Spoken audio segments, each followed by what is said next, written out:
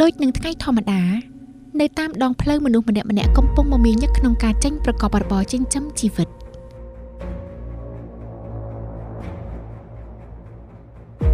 តែក្រឡេកទៅមើលជ្រុងមកខាងទៀតការបៀតបៀនការរំលោភបំពាននិងទម្រង់ផ្សេងៗនៃអំពើហិង្សាផ្អែកលើ gender អាចនឹងកំពុងកើតឡើងលើនរណាម្នាក់នៅកន្លែងណាមួយហើយហេតុការណ៍នោះអាចផ្លាស់ប្ដូរជីវិតរបស់គាត់ជារៀងរហូត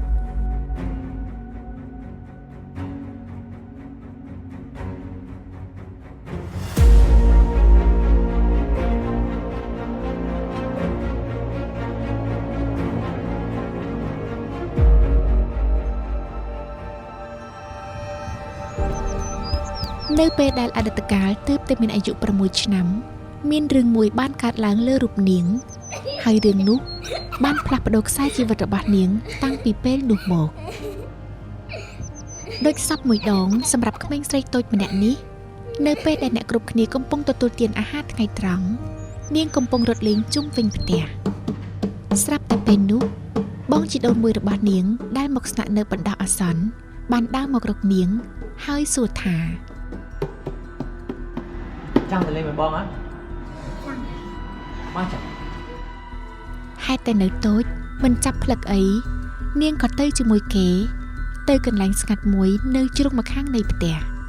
រឿងហេតុបន្ទាប់ធ្វើឲ្យនាងភ័យរន្ធត់យ៉ាងខ្លាំង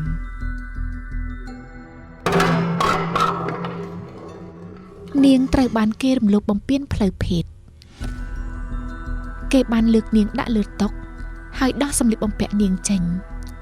បន្ទាប់មកគេបានបង្ហាញប្រដាប់ភេទរបស់ខ្លួនហើយលុកស្ទាបនាងភ័យតក់ស្លុតយ៉ាងខ្លាំងនាងនៅស្ងៀមមិនកម្រើក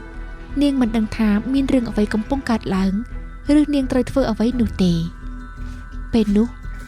ស្រាប់តែឮសំឡេងមនុស្សដើរមកជិតគេក៏បញ្ឈប់សកម្មភាព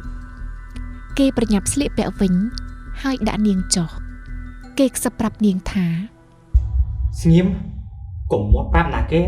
សូម្បីតាប៉ាម៉ាក់ឬណាហើយគេក៏ដើរចេញទៅបាត់គ្រានោះខ្លួននាងញ័រទៅត្រឹកដូចកូនសត្វនាងតក់ស្លុតយ៉ាងខ្លាំងចំពោះរឿងរ៉ាវដែលបានកើតឡើងលើខ្លួននាងមិនដឹងថាគួរធ្វើអ្វីបន្ទាប់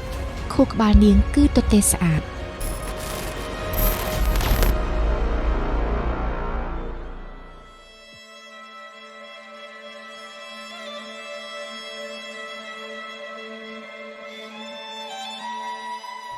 នាងបានធ្វើដូចតែបងជីដូនមួយនាងប្រាប់គឺនាងនៅស្ងៀមស្ងាត់នាងរស់នៅដូចមនុស្សអត់វិញ្ញាណជាច្រើនថ្ងៃការប៉ះទង្គិចផ្លូវចិត្តរបស់នាងកាន់តែធ្ងន់ធ្ងរទៅដោយមិនដឹងខ្លួន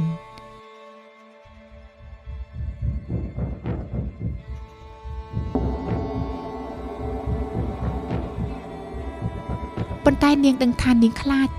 ហើយព្យាយាមគេចពីគេតាមដែលអាចធ្វើបានជារៀងរាល់យប់ហេតុការណ៍នោះតែងតែមកលងបន្លាចនាងដោយស្រមោលខ្មៅអន្ទោលតាមប្រាណវាតាមលងនាងរាល់ជប់និងគ្រប់ពេលដែលនាងនៅតែម្នាក់ឯងដូចជាភ្ញៀវដែលមិនបានអញ្ជើញ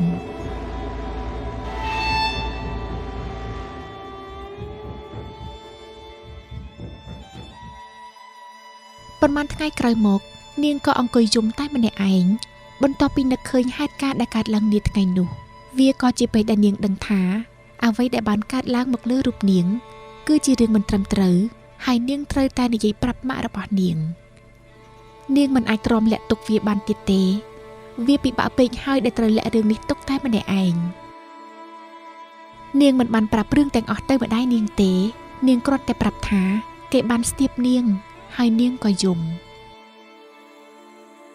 ម្ដាយរបស់នាងបានអង្អែលក្បាលនាងអោបនាងហើយនិយាយថាអត់អីទេកូនលេងអីទេខ្ញុំយំ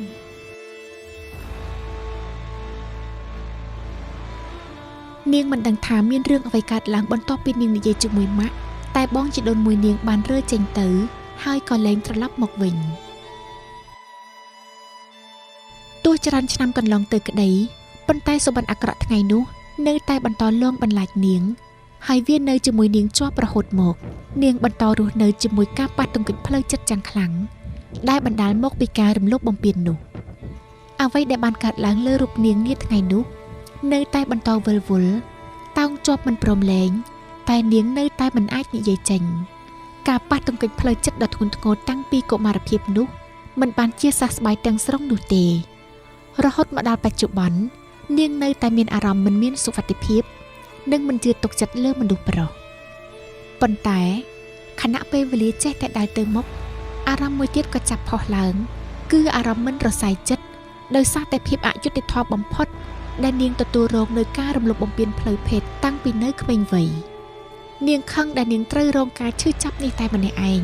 សូម្បីតែមនុស្សដែលជិតស្និទ្ធបំផុតដូចជាម្ដាយរបស់នាងក៏នាងនៅតែពិបាកនឹងហាមាត់ប្រាប់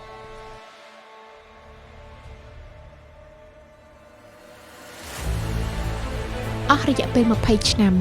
ទម្រាំអតីតកាលប្រមូលផ្ដុំភាពក្លាហានរបស់នាងដើម្បីអាចនិយាយរឿងសម្ងាត់នេះចេញទៅកាន់មនុស្សដែលនាងទុកចិត្តបានបន្ទាប់មកសម្លេងនៃភាពឈឺចាប់របស់នាងក៏ចាប់ផ្ដើមមានឥទ្ធិពលទៅលើសង្គមនាងមិនចង់ឲ្យក្មេងស្រីដទៃទៀតលិចលង់ក្នុងសុបិនអាក្រក់ដូចជារូបនាងឡើយដូច្នេះនាងបានបន្លឺសម្លេងរបស់នាងឡើងនិងបន្តចែករំលែករឿងរ៉ាវរបស់នាងដើម្បីទាមទារយុត្តិធម៌ដល់ស្ត្រីនិងក្មេងស្រីនាងនិយាយអំពីសង្គមកម្ពុជាដែលបានបង្រៀនឲ្យស្ត្រីនៅស្ងៀមនិងទទួលយកអំពើហិង្សានាងនិយាយអំពីការដែលសង្គមបន្ទោសស្ត្រីនិងក្មេងស្រីដែលជាជនរងគ្រោះហាក់បីដូចជាពួកគេជាអ្នកធ្វើឲ្យមានការបៀតបៀនលើខ្លួនឯងជាជាងការកាត់ទោសលើជនប្រព្រឹត្តនាងនិយាយអំពីភាពអយុត្តិធម៌នៅក្នុងសង្គមដែលបានរឹតបន្តឹងសិទ្ធិនិងសេរីភាពរបស់ស្ត្រីតាំងពីការស្លៀកពាក់ការប្រព្រឹត្តនិងការសម្ដែងចេញរបស់ពួកគេហើយនាងនិយាយថាកម្ពុជាត្រូវការនៅប្រព័ន្ធអប់រំមួយដែលរួមបញ្ចូលនូវការអប់រំផ្លូវភេទដើម្បីឲ្យក្មេងជំនាន់ក្រោយមានការយល់ដឹងកាន់តែប្រសើរឡើងនិងអាចការពារខ្លួនគេបាន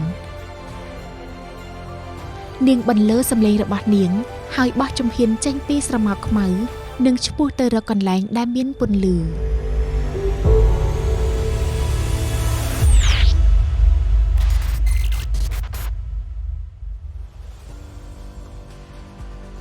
ការរំលោភបំពានផ្លូវភេទគឺជាអ្វីដែលតាំងទាមជនរងគ្រោះនិងជាអ្វីដែលគាត់ត្រូវរស់នៅជាមួយអស់មួយជីវិតវាគឺជាស្លាកស្នាមមួយដែលមិនអាចលុបជ្រះហើយស្ត្រីច្រើនរាប់មិនអស់បានបង្ខំចិត្តរស់នៅជាមួយនឹងការសម្ងាត់មួយនេះពួកយើងត្រូវការសិទ្ធិនិងយុត្តិធម៌សម្រាប់ពួកយើង